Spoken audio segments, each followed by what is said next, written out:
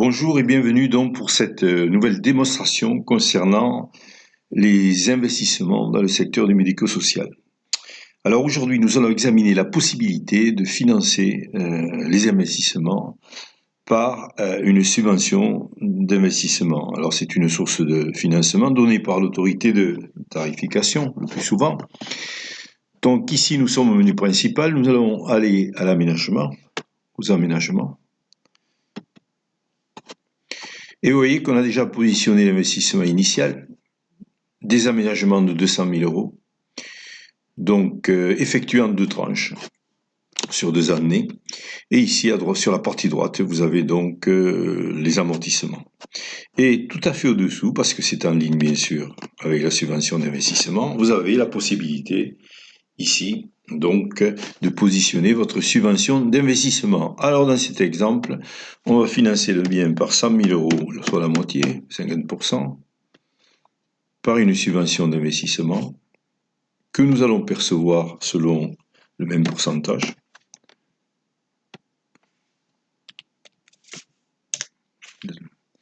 Et bien sûr sur les mêmes années.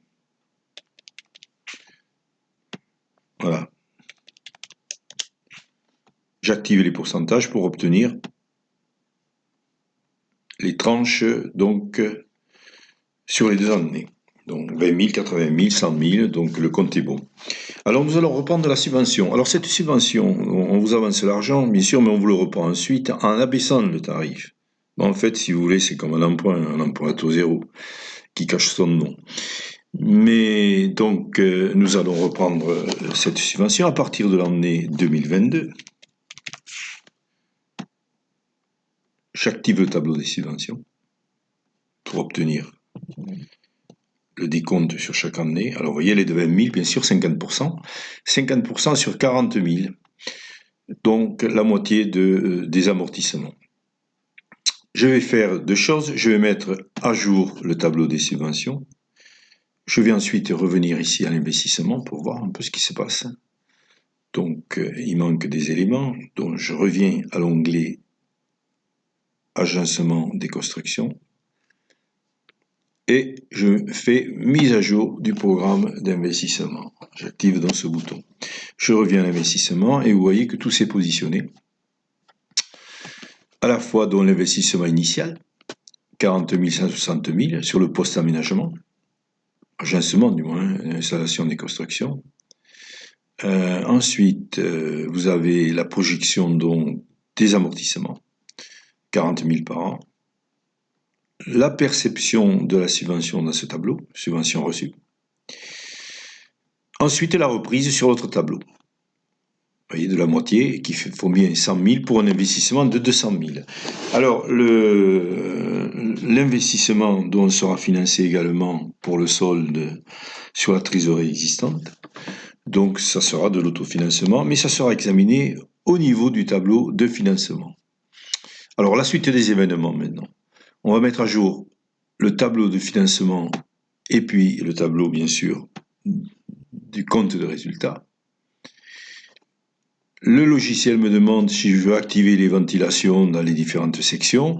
Je vais répondre non parce que je mets tout à l'hébergement pour l'instant. Voilà, c'est plus simple pour l'instant.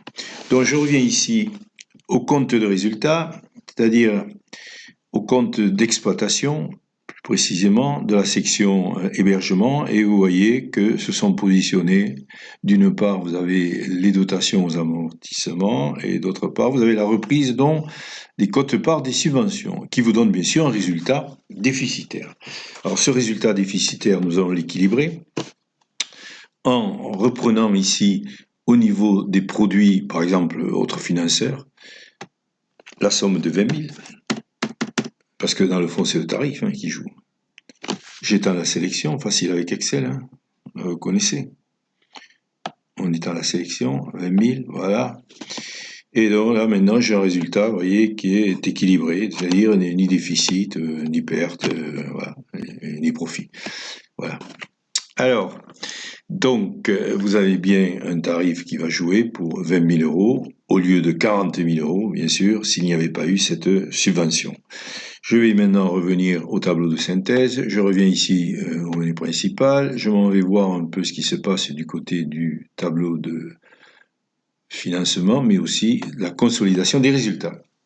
Effectivement, les résultats sont consolidés. Alors, ce nouveau tableau va vous permettre d'examiner à la fois la projection donc, de la marge brute, parce que la marge brute elle est souvent ignorée dans le médico-social, alors que je dis toujours ici, c'est la première marge. Et ensuite, vous avez la capacité d'autofinancement, que voici ici. Capacité d'autofinancement avec bien sûr pas de résultat, mais ensuite une reprise de 20 000 qui diminue la capacité et celui qui est 40 000 bien sûr qu'il augmente. Donc vous avez une capacité d'autofinancement de 20 000 euros par an. Bien, alors nous allons voir maintenant ce qui se passe au niveau du tableau de financement, car seuls ces deux tableaux jouent. Alors tableau de financement, j'y vais. Bon, vous avez l'investissement initial que j'ai positionné, augmentation des fonds propres, 100 000 pour financer le bien. Ici, vous avez la subvention d'équipement ou subvention transférable, 20 000 et 80 000, vous voyez, sur les deux années, très bien, qui se sont positionnés. Ici, vous avez bon, l'investissement, 40 000 et 160 000. Voilà. Et vous avez plus bas, bien sûr, les apports ou prélèvements. Là, vous avez un apport, bien sûr, au fonds de roulement. Et ensuite, vous avez la trésorerie. Et sur la trésorerie, eh bien, vous pouvez voir que au bout de 5 ans, vous avez un montant de 100 000. C'est-à-dire, vous avez en autofinancement récupéré sur les amortissements, on va dire la moitié.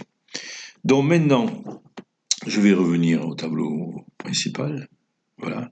Et là, il n'y a plus rien à dire sur ce sujet, si ce n'est que il faut utiliser les subventions d'investissement parce qu'elles ont ces qualités. Premièrement, elles financent le bien. On est bien d'accord. Ensuite, elles limitent l'emprunt. Sinon, vous allez être obligé, bien sûr, d'emprunter. Et puis, un troisième élément, elle abaisse le tarif, ce qui n'est pas négligeable d'un point de vue tarifaire. Bien sûr, elle limite la capacité d'autofinancement. Voilà, eh bien, c'était une nouvelle démonstration. Alors, je vais en faire d'autres. Et si vous voulez les suivre, eh bien, écoutez, abonnez-vous parce que vous allez voir, je vais progresser donc dans l'analyse financière de l'EPRD, l'état prévisionnel des recettes et des dépenses. Et si dans vos formations, vous n'avez pas bien compris, ici peut-être vous pourrez comprendre les mécanismes de la gestion. Je vous donne rendez-vous à bientôt. Je vous remercie d'avoir assisté à cette démonstration et puis je vous souhaite bien sûr une bonne journée.